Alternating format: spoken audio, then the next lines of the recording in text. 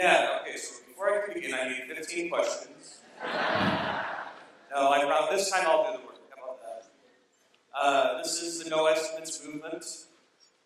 This is an interesting kind of talk in that it's passionate. So let's be kind, be honest. I'm going to try to give an accurate description of this movement. But first, a few administrative things. So this is me again. So if you want to keep talking, the important stuff is Twitter, email, and website. I love talking about these things. Like I said before, if you want to continue the conversation, hit me up. Happy to talk about this whenever you like. And I guess my certifications are worth this. Oh, no, they really fun discussion about that. Thank you for that. Again, the podcast, we have a lot of discussions about estimates on the podcast. Neil, Woody, and Bosco have all been on the show to share their views of it. There's a lot of good information on the podcast, so if you want to learn more about this topic, definitely some good content out there. I'd like to talk about, real quickly, responsibility.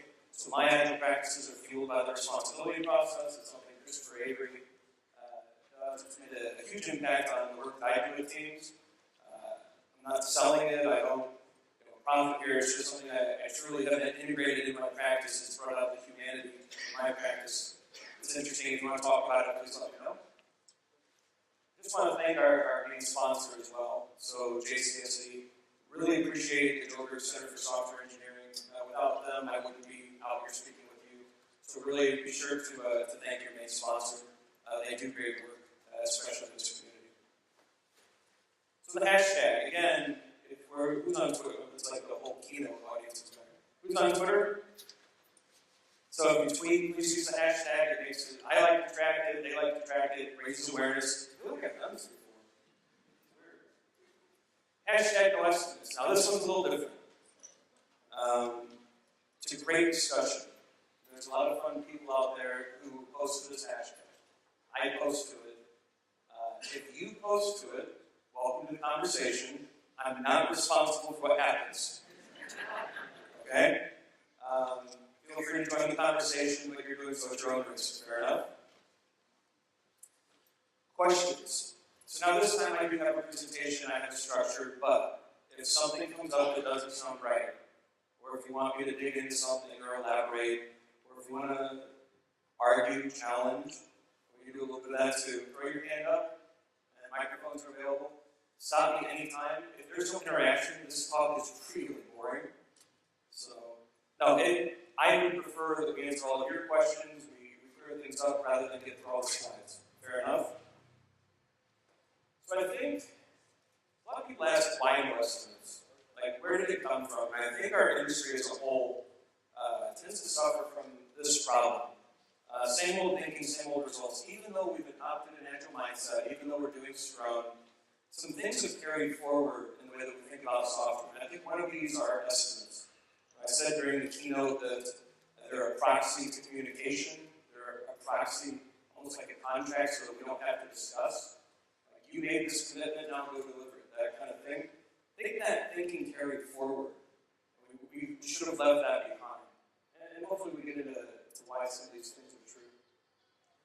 It's interesting that we let this thing come forward and that we adopted the same old thinking, because the manifesto tells us to be different.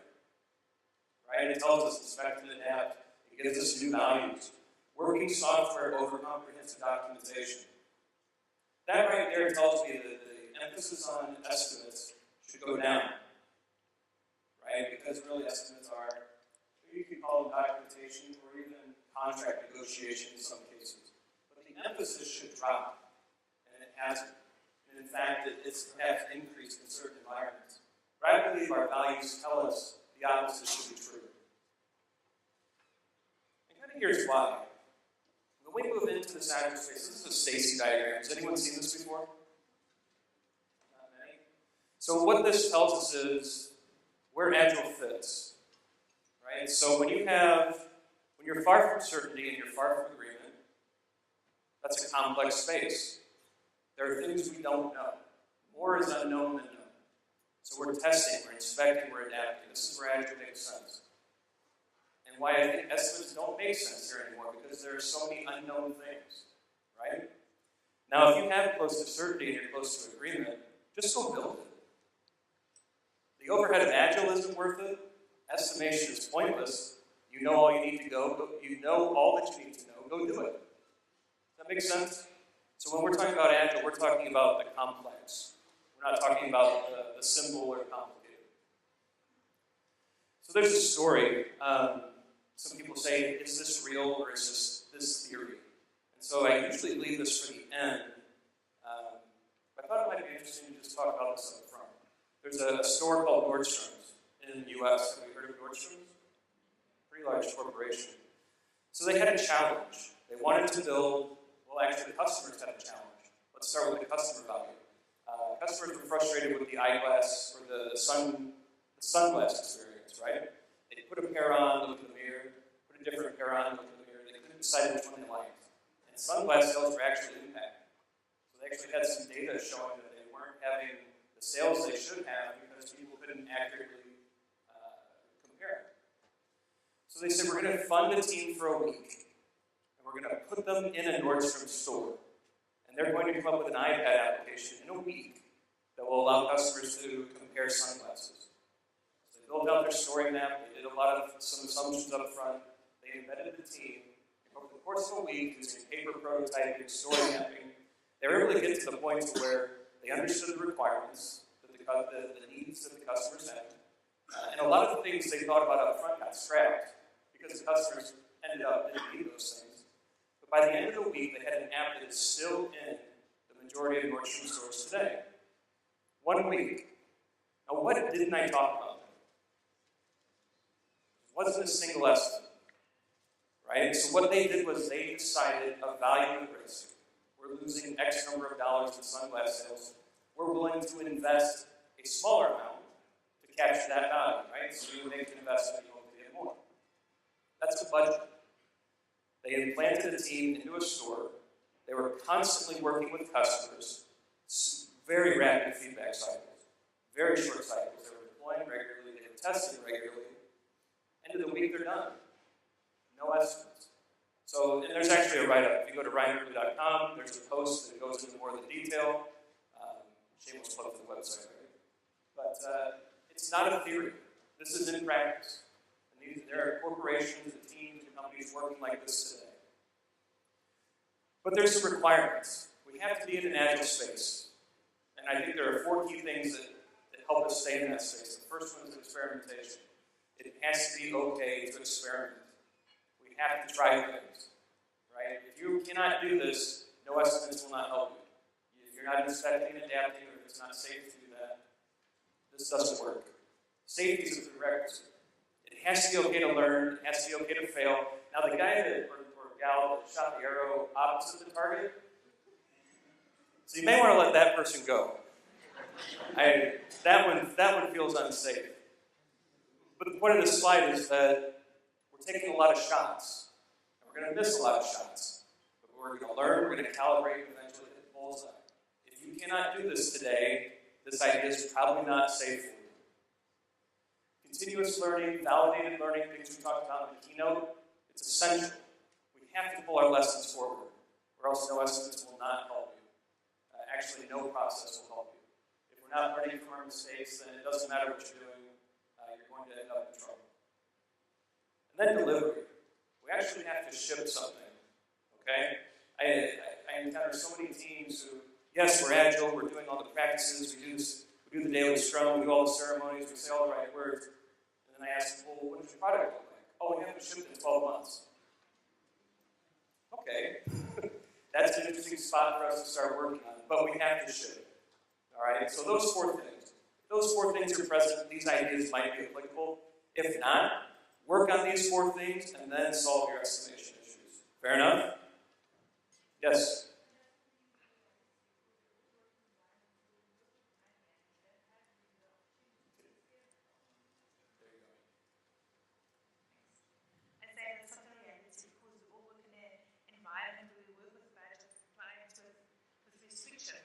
So to have an opportunity to experiment, that's not really, So the concern is that doing client work may mean that we don't have the opportunity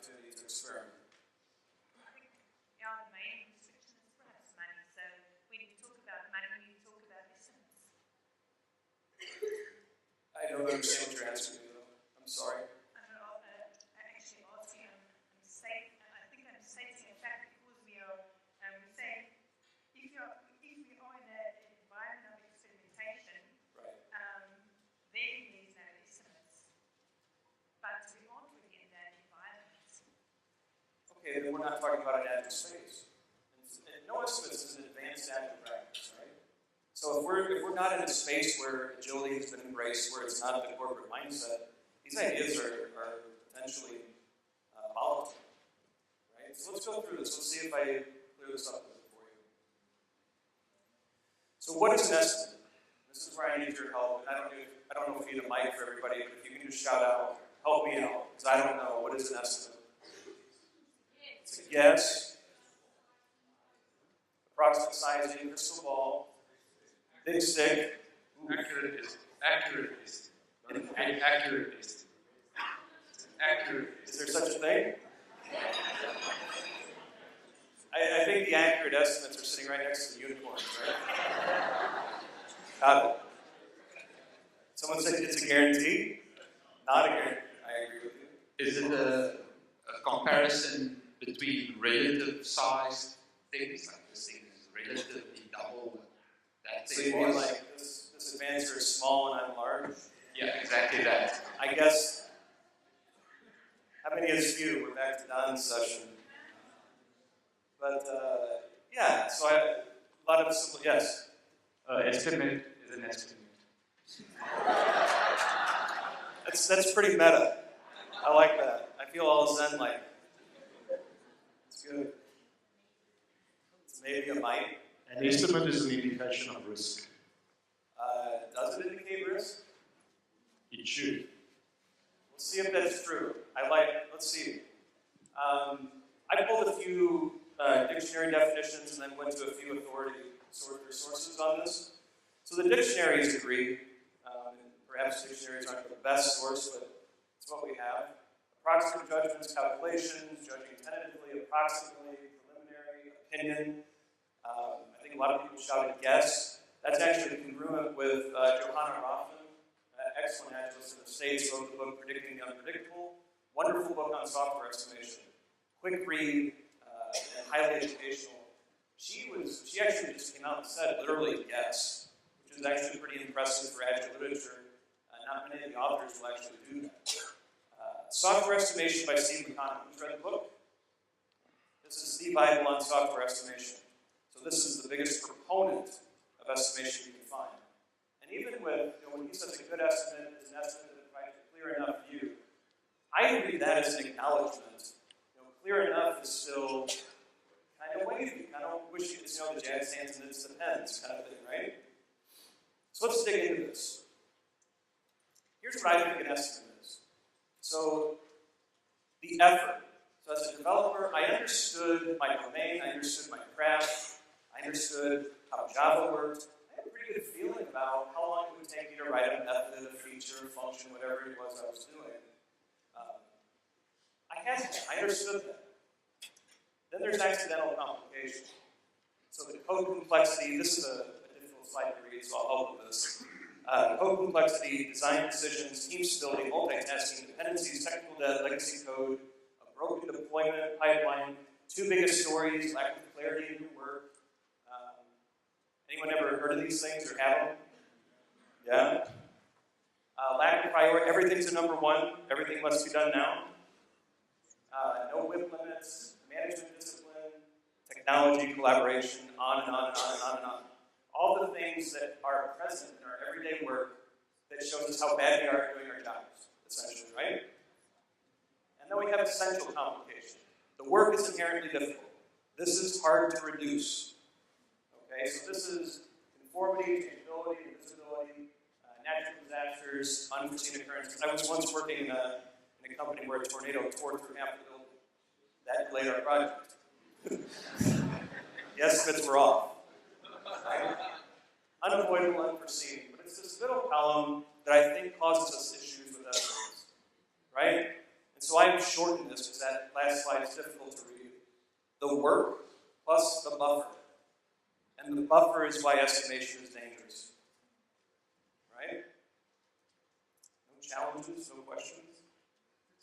All right. So with that said, do estimates add value? And this is anyone. Do they add value? Let me do this.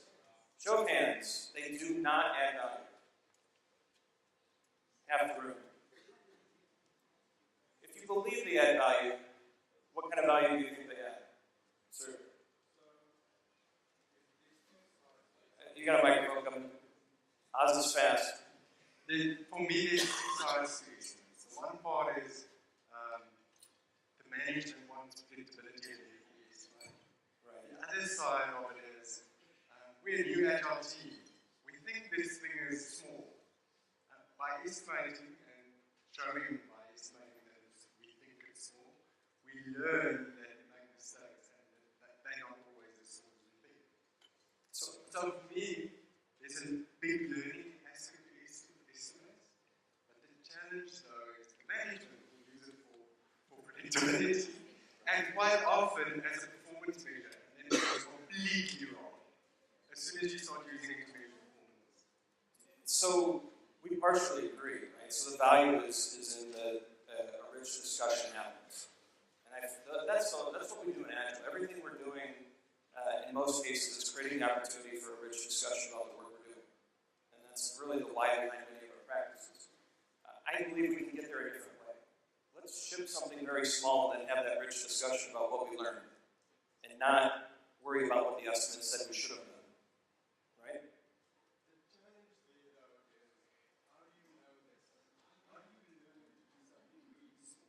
How do you learn to do something really small? You get very good at slicing work. It's hard. So this is a skill. So we'll get into vertical slicing in a little bit. It's a very difficult skill, right? Sorry, Ron. Yeah.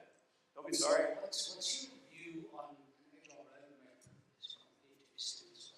Because people give you money. Yeah. It's like someone building a house for you. Right. He can't kind of give you a type of roadmap. Well, so house building and software development are odd metaphors to compare, right? If I decide midway through the construction of a home that I want the third bedroom to be on the bottom floor instead of the second, I'm in a lot of trouble, right? So in the case of building a home, we need, plus that's been solved. They know down to the square foot basic costs with all materials all in. So if you say a 2,500 square foot home, I'm American, our houses are too big. Using materials, all those things. What's that? I'm using imperial.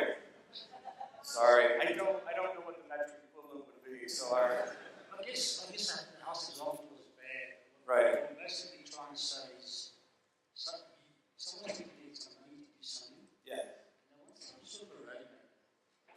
Is it going to be 10 years? Is it going to be 20 years? If we're talking 10 to 20 years, I have no clue. Right? So the roadmap is this. We know that there are a number of features that we want to deliver. Right? And we're going to try to make those features as small as possible. And we're going to ask for an investment to get those first few features developed. I mean, I'm jumping ahead here, but and then we're going to learn something from that. We're going to validate the value. The customer, the customer actually is going to pay us for this, let's continue. Or no, they're not going to pay us for this, let's stop. Like, I don't like bets, which is what a 10-year project is, right? I believe truly, for every $1 million effort that someone tries to propose, there's a wonderful $10,000 experiment begging to get out. Let's spend 10 grand to make sure we should spend $1 million, right? That's how I view it. I think if I try to commit to you $1 million project over a time span, I'm already behind and I'm already in trouble. So the value question.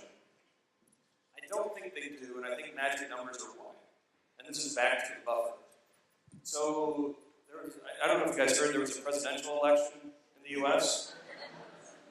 I think it was on the news a few times.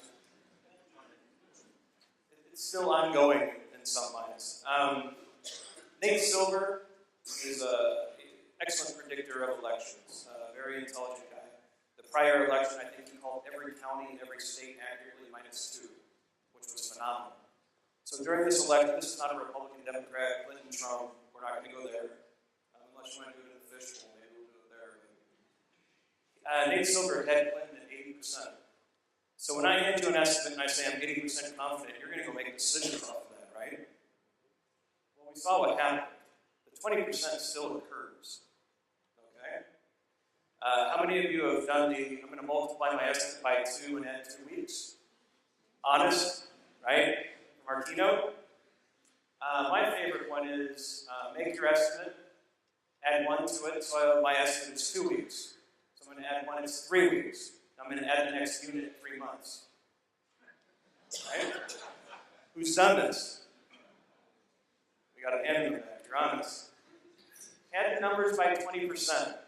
Anybody? But why not 40%? Oh, they never pay that much. Keep it at 20. Or Excel gymnastics. Right? We have a spreadsheet that will take a pure estimate of effort and conflate it to something amazingly large based on arbitrary factors. Who plays Excel gymnastics? Nice. I think we lose a lot of value here. So I went back to McConnell and I looked at his book and I wanted to decide if they could be valuable, what would a good estimate be? And what he said was within 25% of the actual results, 75% of the time. So let me propose something to you. This is a good definition, right? So 75, I want you to give me $100,000 or 100,000 rand. We'll use whichever currency. 75% of the time, and you're expecting a 10% ROI. 75% of the time, I will be within 25% of that expected ROI, plus or minus. Okay? The other 25% of the time, I could lose it all. I could lose 10x. I could lose $1 million rand. Or I could gain you 10x. It could be a wild fluctuation, 25% of the time. Who wants to give me 100,000 rand? Not a hand, but you do this every day in your companies. Every day we take an estimate that's within 25% of the actual results, 75% of the time, if we're doing it well. And we tell all of our bosses and our finance controllers and our CFOs, yeah, let's make this bet. Right? But not one of you would hand me 100,000 rand under these scenarios, under these conditions. I find that fascinating. But I think it's because we know better. And there's some data here too. So of the large systems that are completed, 66% experience schedule delays and cost overruns. All right? I'm sorry, what's that? Survivorship. That's right. That's true. 80% of projects are later failed. So this is back to McConnell. So we're using sources that are pro-estimation. All right? These are not out there sources. 80% of projects are late or failed. Right? 17% of those projects go so badly they can threaten the existence of your company. Fascinating, right? So this is from McKinsey. This is a very large consulting firm in the US. They've done these studies, they've looked at these results, and they said, hey, 17% of the time, you're all in on an estimate that none of you would actually invest in. Right? Fascinating. So why do we need estimates? I think I shared the answer. But why do we need them? So this is the question no estimates ask. Right? This is what we discuss. Given that estimates are guesses, based on the dysfunction in our organization, right? All those dysfunctional things we're trying to guess at how much they're going to block us from shipping. The magic numbers don't help, right? In fact, we put our companies at risk at times. Why do we need them? Anybody can answer.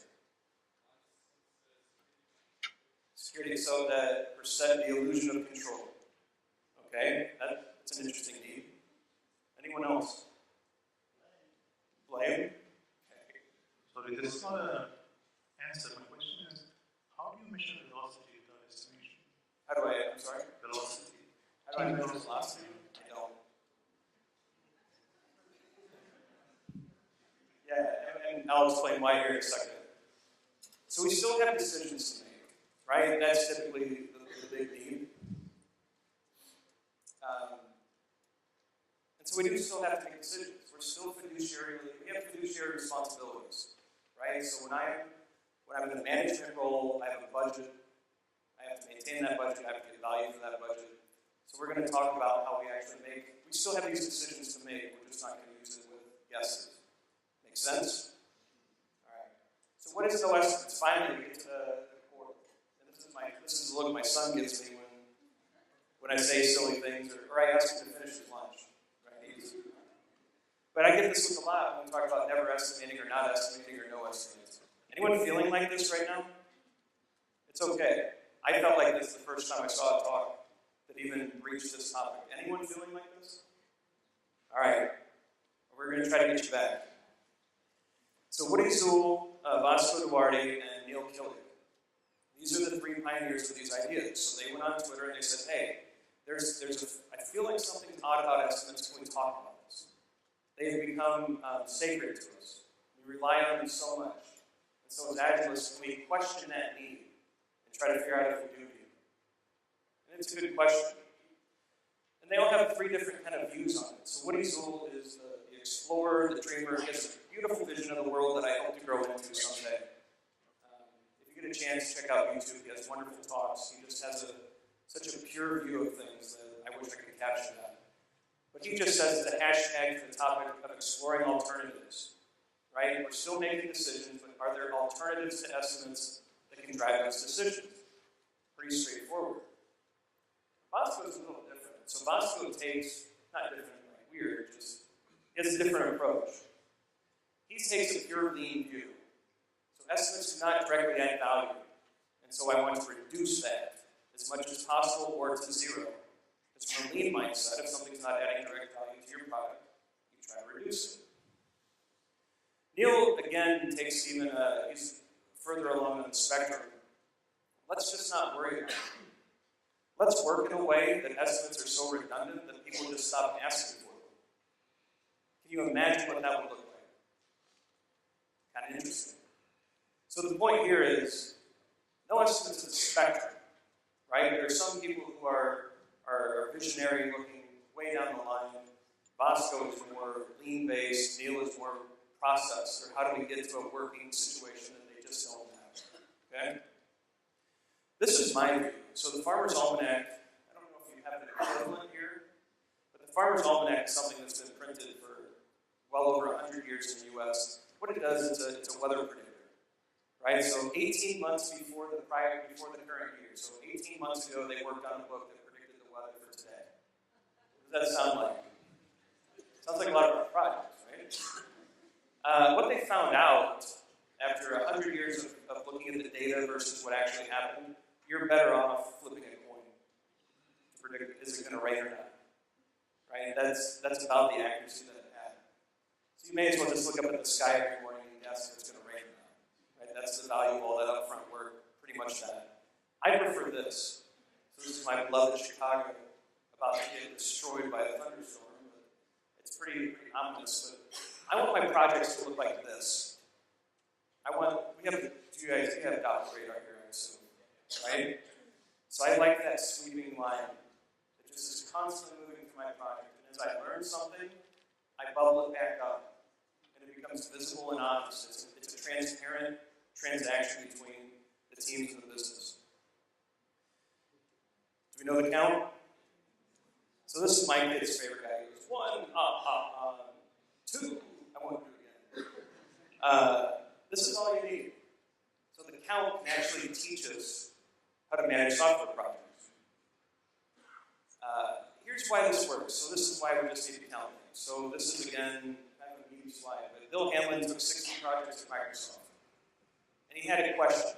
All the relative plays planning poker? Who does relative estimation, story points, velocity? So did they. And Hamlin basically took a look at 60 projects at Microsoft and said, what would happen if I changed every story point estimate to 1? Interesting question. Turns out 3% variance on predictability, which means all of your efforts around story point estimation, planning poker, and tracking velocity, are you ready? Is wasted. Right? And here's how it worked. He actually mapped this out a few different ways. He started with normalizing to a 1, 3, and 5 system on the cards, and that put a release date around October 20th, or the 20th of October for the non-imperial. went to 1, 2, and 3. So what would that look like? So that moved the release date to the 14th of October. If everything's a 1, it's September 29th.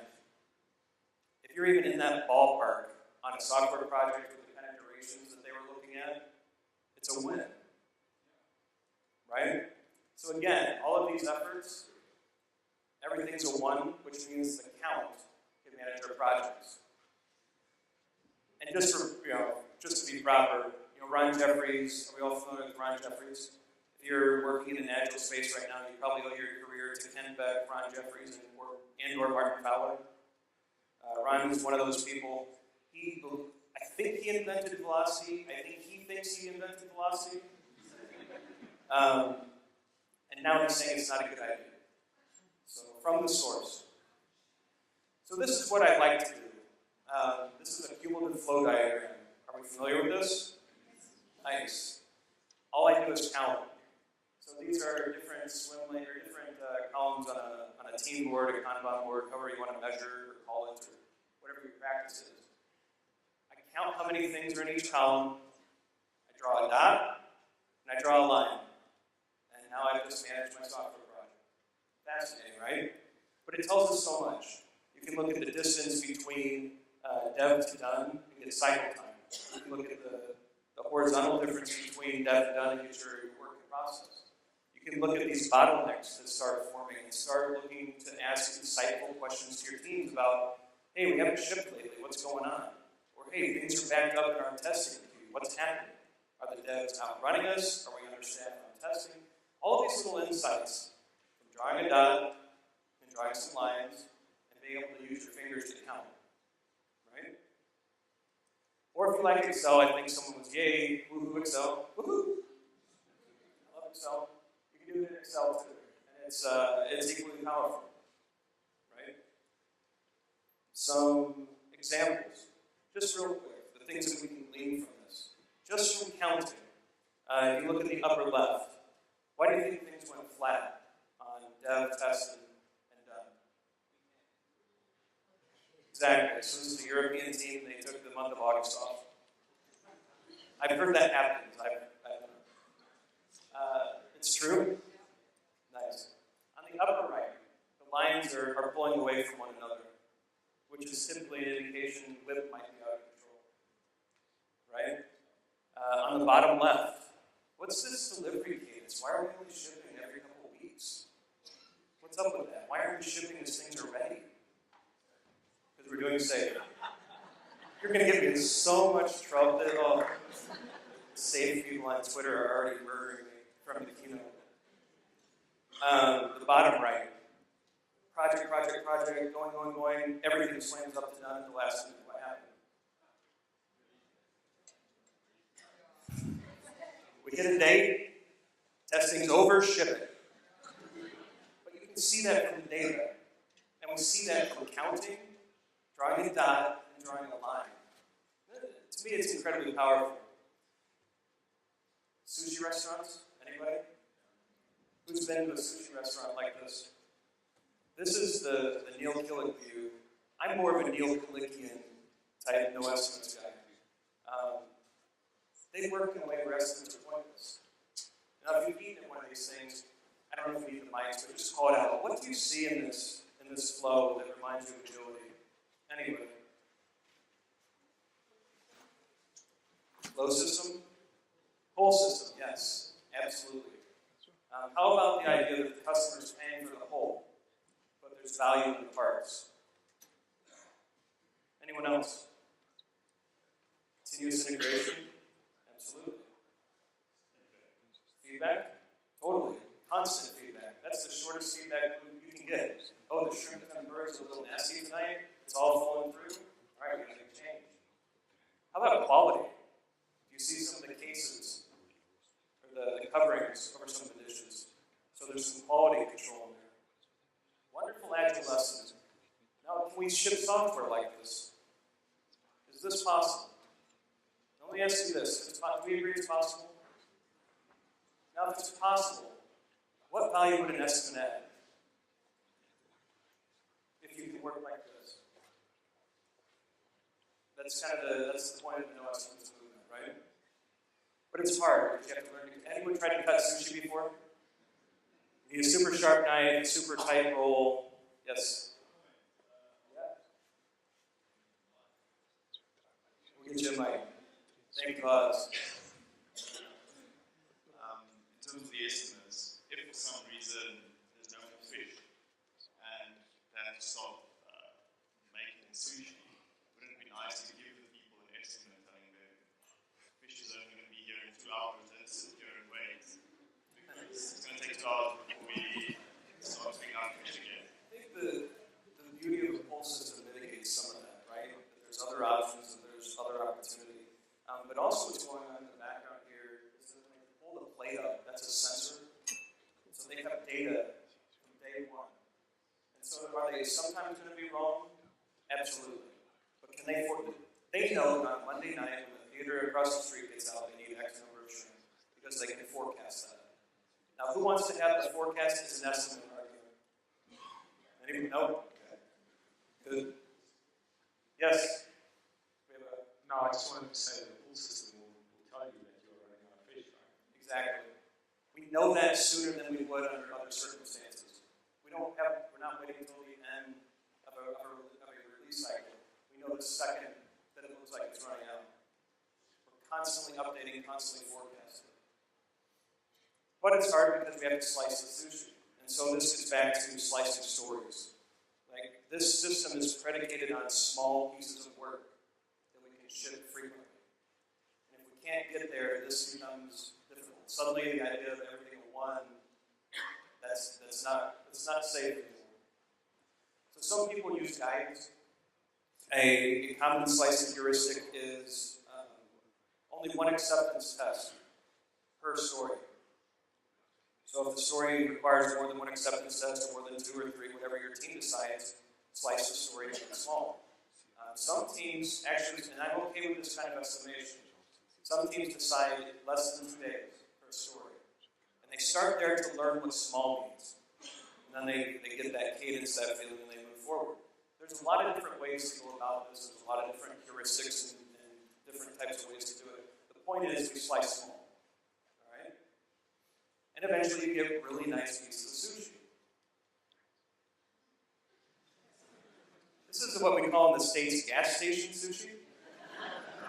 It's not good. But this, we all have this. So the other part of a forecast is a well-refined backlog. And so we have to throw away the rotten sushi. So I like this question because it usually leads to something interesting. How many of you have backlogs for your projects? Okay, please leave your hands up. How many of you have a product backlog item that's older than 3 months of your backlog? Older than 6 months? Older than a year? 2 years? 3 years? 4 years? Are hands still up? Did we get everybody at 4? Out in Vegas, it was 9. It's fascinating. So the stuff that's on your backlog that's 4, 3, 2, 1 years old, you're not going to build it. Right? And it looks like that. And that's what it does to our forecasting.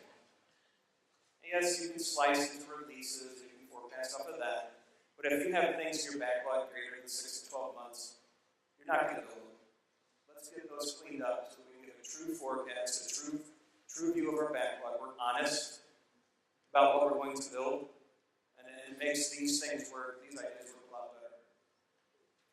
I always get the question, how do we talk to or integrate or collaborate with our business partners without an estimate? Is anyone wondering that? Is that a question or an agreement? Agreement. So I have this radical idea. I just like to collaborate with my partners. Right?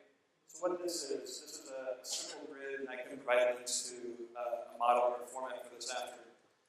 You have your markets, your features, your architecture, your events, your schedules, and down there would be our forecast that we generate through our no estimates practice. And let's do something crazy. Every 2 weeks, whatever our cadence is, let's update this. How many of you have a roadmap that you work through with your partners? Hands up. Handful. How many of you update it quarterly?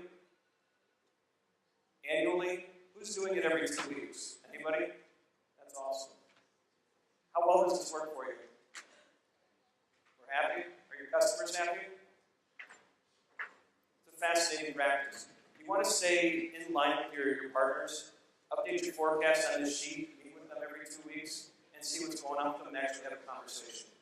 An estimate is a proxy that will dehumanize our work because we believe that we don't have to go talk to these people. Right? We talked about this in the keynote. Oh, we have an estimate. We don't need to go talk to marketing about what's coming up. Right? This practice, I think, is important. Who's still feeling like this? Anybody? It's a good sign. So we can fishbowl it. I turned fishbowl into a noun, by the way. But we can fishbowl this later if you're still feeling like that. Yes, sir. Still feel like this? What happens to the delivery of software? So quality of software, things like continuous integration practices, all that sort of stuff. So we're talking about, estimating, noise estimation, sort of collaborating with your customers or your business people. But what we give them is in quality. Has to be. Okay, but how are we measuring that? Well, so my talk isn't quality talk, but in general terms, we have a definition of done that we've agreed to with our partners, and we've made that commitment.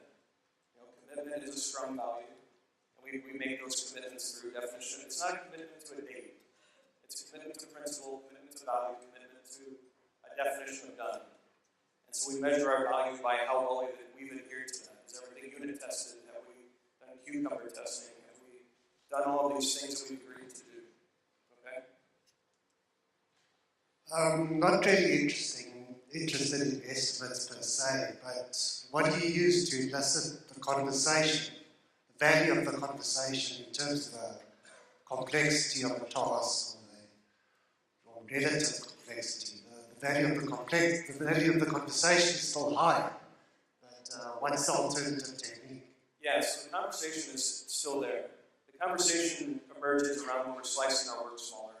We get into where the complexity, the hard thing about complexity is that it's invisible. There's so many things out there, it's hard to grasp. It's why it's one of the core difficulties of software development, right? So we slice until we can actually get a picture. And that conversation drives that picture. The conversation doesn't go away, it's just the vehicle. Now we're having conversations about our work and not about some abstraction or estimate about our work. Okay?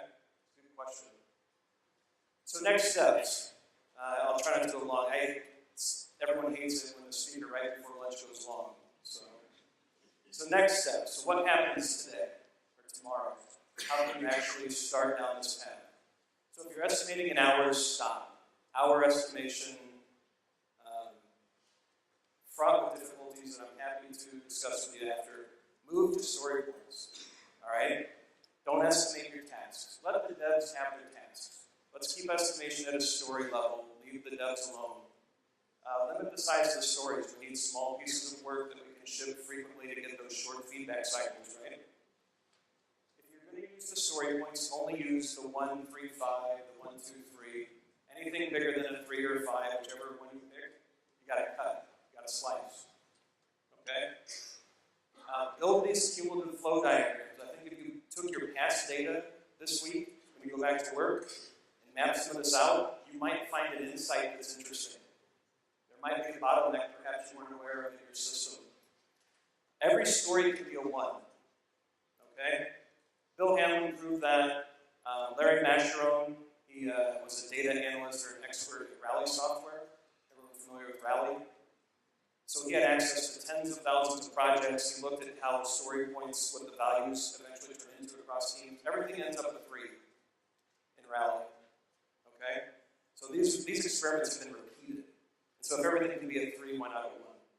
Right? At that point, it doesn't matter. Finally, negotiate decisions. Okay? Not your estimate. So if you do provide an estimate, and you did so in a professional manner, stick with it. When an executive or someone challenges it and says, no, it can't be 12 months, it's got to be 6. Okay, what features are we pulling out? Not, let's just move the data. Okay? So this is not a prescription, though, and I use caution as you proceed. Experiment, try this out, look at your own data, see if it matches with the things I've observed. Try this out.